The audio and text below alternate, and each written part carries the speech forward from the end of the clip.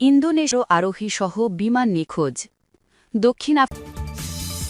দক্ষিণ আফ্রিকায় গুলিতে নারীসহ নিহত ৭। ইন্দোনেশিয়া আরোহীসহ একটি ছোট যাত্রীবাহী বিমান নিখোঁজ হয়েছে। দেশটির কন্ট্রোল টাওয়ারের সঙ্গে যোগাযোগ বিচ্ছিন্ন হওয়ার পর সেটির সন্ধানে তল্লাশি অভিযান চালাচ্ছে কর্তৃপক্ষ।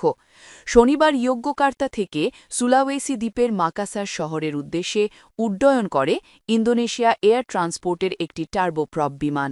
মাকাসারের অনুসন্ধান ও উদ্ধার সংস্থার তথ্য অনুযায়ী বিমানে ছিলেন ৩ জন যাত্রী এবং ৮ জন ক্রু সদস্য। স্থানীয় সময় দুপুর ১টার পর বিমানটির সঙ্গে শেষবারের মতো যোগাযোগ করা যায়। মাকাসারের অনুসন্ধান ও উদ্ধার সংস্থার প্রধান মোহাম্মদ আরিফ আনোয়ার জানান, বিমানের সর্বশেষ অবস্থান শনাক্ত হওয়া মারোস রিজেন্সির পাহাড়ি এলাকায় অনুসন্ধান দল মোতায়েন করা হয়েছে। তিনি বলেন, স্থল ও আকাশপথে অভিযান চালানো হচ্ছে, যেখানে বিমানবাহিনী, পুলিশ এবং স্বেচ্ছাসেবকরা অংশ নিচ্ছেন। সংস্থার অপারেশনস প্রধান আন্দি সুলতান বলেন, বিমানের অবস্থান নির্ধারণ এবং উদ্ধার কার্যক্রমে হেলিকপ্টার ও ড্রোন ব্যবহার করা হচ্ছে।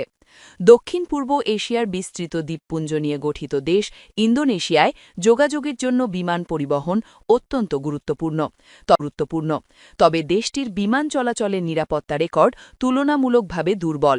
সাম্প্রতিক বছরগুলোতে একাধিক প্রাণঘাতী বিমান দুর্ঘটনা ঘটেছে। গত বছরের সেপ্টেম্বরে দক্ষিণ কালিমান্তান প্রদেশ ক্ষেত্রে উড্ডয়নের কিছুক্ষণের মধ্যেই ৬ জন যাত্রী ও ২ জন ক্রু সদস্য নিয়ে একটি হেলিকপ্টার বিধ্বস্ত হয়। এতে সব আরোহী নিহত হন। এরপর ২ সপ্তাহেরও কম সময়ে দুর্গম পাপুয়া অঞ্চলের ইলাগা জেলায় আরেকটি হেলিকপ্টার দুর্ঘটনায় ৪ জন নিহত হন।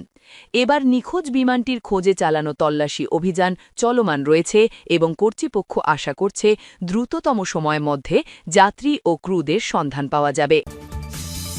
দক্ষিণ আফ্রিকা সহ নিহত ৭। দক্ষিণ আফ্রিকার কেপটাউন শহরের উপকণ্ঠে একটি উপশহরে শনিবার ভোরে বন্দুকধারীদের হামলায় এক নারীসহ ৭ জন নিহত হয়েছেন। ঘটনাটি চাঁদাবাজির সাথে সংশ্লিষ্ট বলে প্রাথমিকভাবে ধারণা করা হচ্ছে।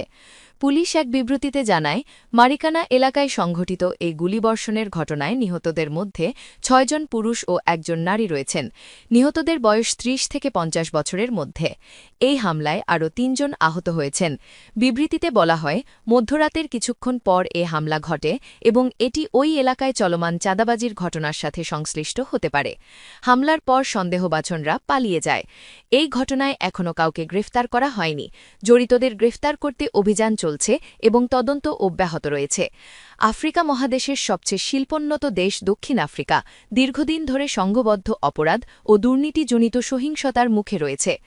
পুলিশের তথ্য অনুযায়ী গত বছরের জুলাই থেকে সেপ্টেম্বর পর্যন্ত গড়ে প্রতিদিন প্রায় ৬৩ জন মানুষ হত্যার শিকার হয়েছেন। গত ডিসেম্বর মাসে গণহারে গুলিবর্ষণের ২টি পৃথক ঘটনায় একটি হোস্টেলে ও একটি পানশালায় শিশুসহ বেশ কয়েকজন নিহত হন। শনিবারের হামলাটি কেপ ফ্ল্যাটস এলাকার ঘটে। এলাকাটি গ্যাং সহিংসতার জন্য কুখ্যাত। ২০২৫-এর প্রথম ৯ মাসে এ এলাকায় ২০০০-এর বেশি হত্যাকাণ্ড নথিভুক্ত হয়েছে।